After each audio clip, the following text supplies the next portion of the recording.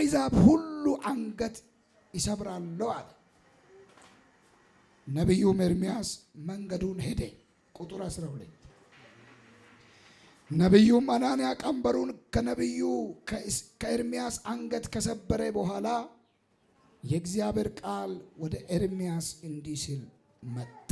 ሰይ እውነተኛ ድምፅ ዛሬ የአንድ ሰው ጆሮ ይከፈታል። የሚፈልግ ሰው ብቻ አሜን ይበላ።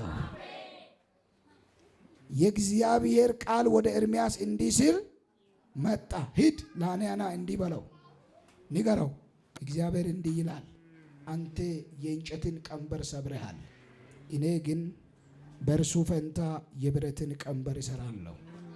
የእስራኤልም አምላክ የሰራዊት ጌታ እግዚአብሔር እንዲህ ይላልና ለባቢሎን ንጉሥ ለናቡከደነፆር ይገዙለት ዘንድ የብረትን ቀንበር በእነዚህ አሕዛብ ሁሉ አንገት ላይ አድርጌአለሁ፣ እነርሱም ይገዙለታል። የምድረ በዳ አራዊትን ደግሞ ሰጥቼዋለሁ። ነቢዩም ኤርምያስ ነቢዩን አናንያ ሆይ ስማ፣ ይህ ሕዝብ በሐሰት እንዲታመን አድርገሃል እንጂ እግዚአብሔር አላከኝም። አናንያ ሐሰተኛ ትንቢት በእግዚአብሔር ቤት ላይ ቆሞ በሕዝቡ ፊት በካህናት ፊት ቆሞ ሐሰተኛ ትንቢት መናገር ጀመረ። አንደኛ የባቢሎንን ንጉሥ ቀንበር ከእናንተ ላይ ምን አረጋለሁ አለ? ይሰብራለሁ። ሁለተኛ የተወሰደውን የእግዚአብሔርን ቤት ዕቃ ይመልሳለሁ እያለ በቃ በስሜት እግዚአብሔር ያላለውን ነገር መናገር ጀመረ። ዛሬም በእግዚአብሔር ቤት ውስጥ በእግዚአብሔር አደባባይ ላይ ቆሞ እግዚአብሔር ያልተናገረውን ትንቢት የሚናገሩ የሚያወናብዱ አናንያዎች አሉ። እግዚአብሔር ግን ያስወግዳቸዋል። አዎ የሱ ደቀ መዝሙር የሆነ ሰው አለ መሰለኝ። የሐሰተኛ ተከታይ አትሁኑ። የሐሰተኞች አጨብጫቢ አትሁኑ። ሪሊ እግዚአብሔር አብሯቸው ከቆሙ ሰዎች ጋር ተባበሩ። እግዚአብሔር አብሮ ካልቆመ ሰው ጋር አትተባበር። የሐሰተኞች አጨብጫቢ አትሁኑ። እግዚአብሔር ከሐሰተኞች ጋር አይተባበርም። እግዚአብሔር ከሐሰተኞች ጋር ወዳጆች አይቆምም። አናንያ እግዚአብሔር ያላለውን ነገር በእግዚአብሔር ቤት ውስጥ ቆሞ በሕዝቡና በካህናት ፊት ቆሞ ሳያፍር እንዲህ አለ። የመጀመሪያው የባቢሎንን መንግስት ቀንበር ከናንተ ላይ እግዚአብሔር ነው ያለው። አላለውም። ቃሉ እኮ ነው። እኔ ከራሴ አይደለም፣ ቃሉ ነው። ሰብራለሁ አለ። ሁለተኛ የተወሰደውን የእግዚአብሔርን ቤት ዕቃ በዚህ 2 ዓመት ውስጥ ምን አደርጋለሁ አለ? እመልሳለሁ። አወናበደ። ከዛ እውነተኛውን ድምፅ ኤርምያስ መናገር ሲጀምር ተበሳጨ። ማን? አናንያ። ከመበሳጨቱም የተነሳ ከኤርምያስ አንገት ላይ ያለውን ቀንበር ወስዶ መሬት ላይ ምን አደረገው? ሰበረ። እንዲህ ብዬ ሊተንብይ ለ11 ሰዎችን በመንፈስ ያየው። ለ11 ሰው እጃችሁን ዘርጉ ወደዚህ። ጌታ እንደዚህ አለኝ፣ በእናንተ ዘመን ሐሰተኛ ነቢያቶች ወይም አናንያዎች ይዋረዳሉ። በአንቺ ዘመን የሚያዙ አናንያዎች አሉ። የማይቀጥሉ አናንያዎች አሉ። እግዚአብሔር እኔን ይጠቀማል የሚል አሜን ይባል። 3 ጊዜ እስቲ እግዚአብሔር እኔን ይጠቀማል በሉት። እግዚአብሔር በእኔ ይሰራል በሉት። ቤቱን በእኔ ይቀይራል በሉት። ሃሌሉያ።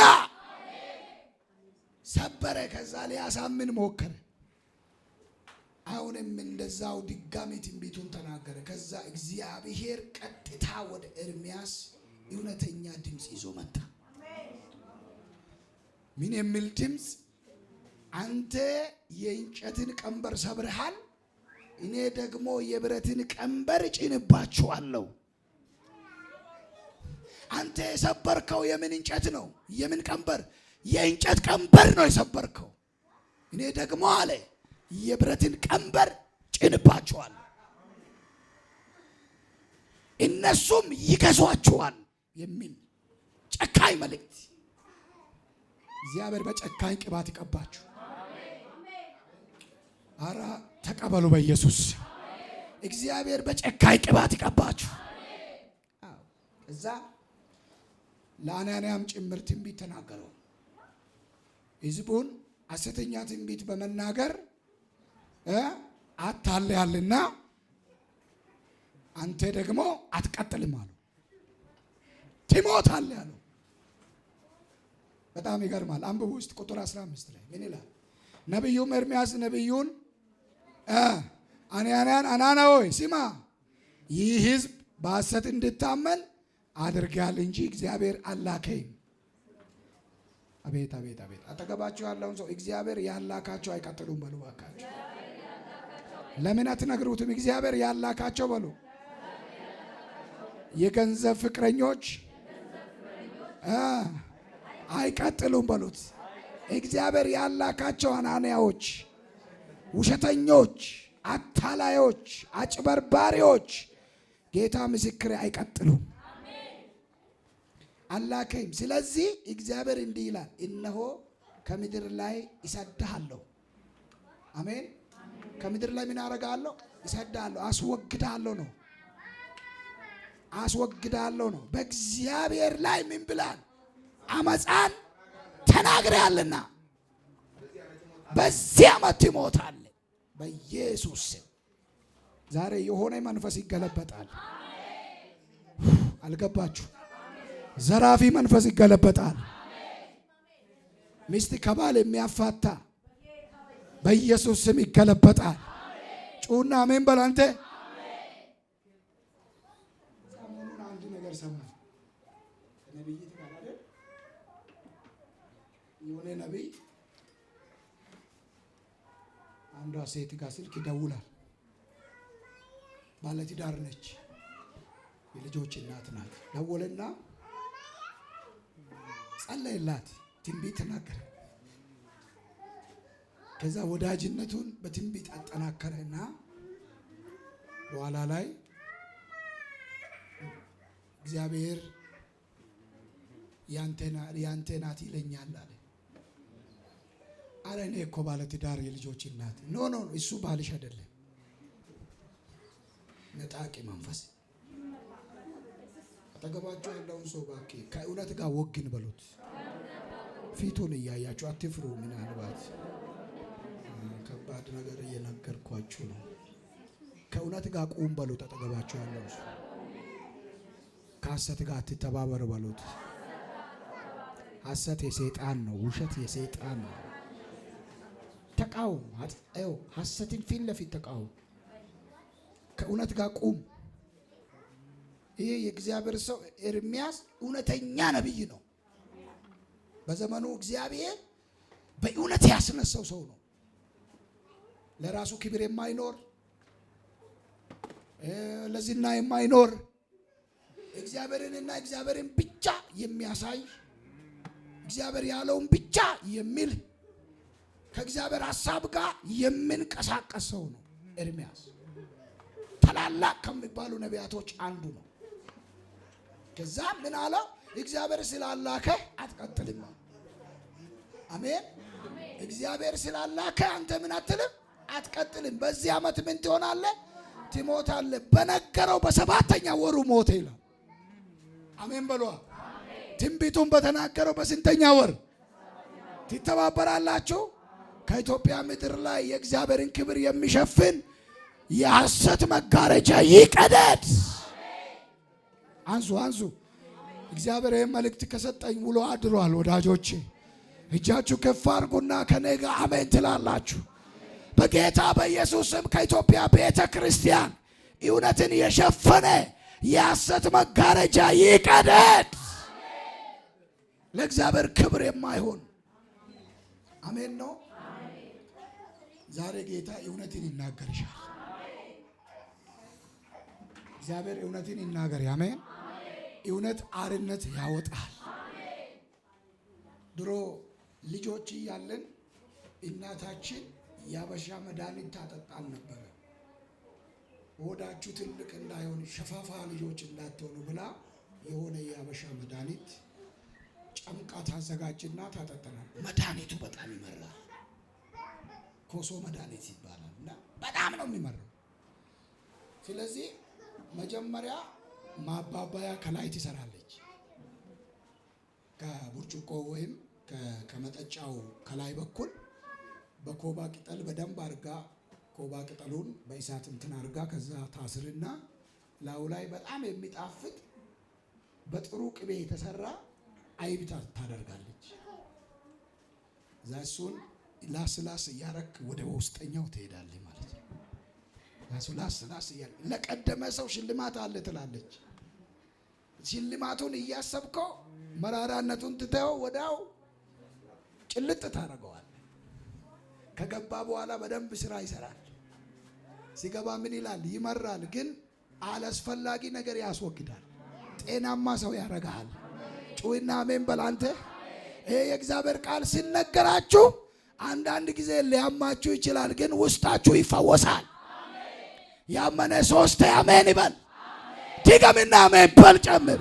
ድገምና አሜን በይ። በኃይል ሻካታኒያ የራባሳ ካቶራ ጌታ እንዲህ ብሎኛል። ከኢትዮጵያ ምድር ሐሰተኛ አናንያዎች ይነቀላሉ። የእግዚአብሔርን ሕዝብ የሚያወናብዱ እግዚአብሔር ያላለውን የሚሉ ቅድም እንደነገርኳችሁ አንቺ የኔ ሚስት ነሽ እያለ ከልጅ ባልንና ልጅን የሚያለያይ መንፈስ ይሄ እኮ ጤናማ አይደለም። አይደል እንዴ? ጤናማ እኮ አይደለም። የእግዚአብሔር ሰዎች እግዚአብሔር ይንቀለው። አሜን። ከኢትዮጵያ ቤተ ክርስቲያን እግዚአብሔር ሐሰተኛ አናንያዎችን ያስነሳ። እግዚአብሔር ያስወግድ፣ ይወገድ በሉ እስቲ። ድገማ። አንዳንድ ሰው ላይ የሚገርም መልእክት እስቲ ይወገድ በሉት። አጃ ካላባ እስቲ ይወገድ በሉት። አካላባ ጨምሩና ይወገድ በሉት። ለአንዳንድ ሰው ምን እንደማይታወቃላችሁ እግዚአብሔር የእሳት መጥረጊያ ሲያስይዝ ያየው ምን አለኝ? ቤቴን የሚያጠሩ ልጆች ናቸው ይለኝ። ቤቴን የሚያጠሩ ልጆች ናቸው ይለኝ። ቤቴን የሚያጠሩ ልጆች ናቸው ይለኝ። ያካቲላቫኒያስ ፔላጋዳራባ ሼላቫኒያ ዛሬ እግዚአብሔር ኦሪጂናል ፈውስ የሚሰጠው ሰው አለ። የሆነ ሰው ከፊቱ ከባድ ቀጠሮ አለ። እግዚአብሔር ያን ቀጠሮ የሚሽርለት ሰው አለ። ጠላት ያዘጋጀ ቀጠሮ አለ፣ ግን እግዚአብሔር ያን ቀጠሮ ይሽራል። በሕይወት ላይ የተፈረደ የሞት ፍርድ ዛሬ ይወገዳል። ጩይና ይወገዳል በልስቲ። የሞት ፍርድ አጃ ካና ማሳ እስቲ ይወገዳል በሉ እስቲ። አጋንንት ያዘው፣ ሟርተኛ ያዘው፣ ያንተ ምርኮ ዛሬ ይለቀቃል።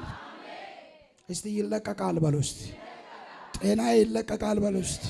ሰላሜ ይለቀቃል በሉ እስቲ። ኢኮኖሚ ይለቀቃል በሉ እስቲ። አሜን። ተናገሩ። የምትናገሩትን ትወርሳላችሁ። ለምሳሌ እኔ ይሁድ ቀን እዚህ ጋር ትንቢት እየተናገርኩ ነበር። ጠዋት እስቲ ይሁድ ጠዋት የነበራችሁ እኔ ጋር እዚህ አገልግሎት ላይ ጠዋት ነበርኩ። ብቻ አሳዩ፣ በደንብ አሳዩ። ተባረኩ። ጠዋት ስለ አካውንት ውስጥ ስለሚገባ ነገር እየተናገርኩ ነበር አይደል? ህዝቡ አላመነምና ወደ ራሴ አዙር አለኝ። አዞርኩ። ሰኞ አላልኩም? ካሜራማን እንደው አንተ ምልክት አድርግ ባልኩት ሰዓት የሆነ ነገር ገባ። ኢመኑ አምነሽ ተናገሪ። ክርስቲያን በእምነት ነው የሚኖረው። ዛሬ ላመነ ሰው ትንቢት ልናገር። የተያዘባችሁ ነገር ይለቀቃል። የተከለከላችሁት ነገር ይፈቀድላችኋል። ጠላት ለናንተ የወላችሁ በረከት እንዳይሆን መንገዳችሁ ላይ ያስቀመጠው ገደብ ይነሳል። ጩይና ይነሳል በልስቲ። እጅሽ ከፍ አድርግና በኔ ላይ በስቲ የተቆጣ ክፉ መንፈስ በኢየሱስ ስም ይወርቃል በልስቲ። በላችሁ ላይ ተቆጣ፣ በቤታችሁ ላይ ተቆጣ፣ በትዳራችሁ ላይ ተቆጣ አውሬ ጭንቅላቱ ይመታል። አጃ ባላቦስ እስቲ ይመታል በላንተ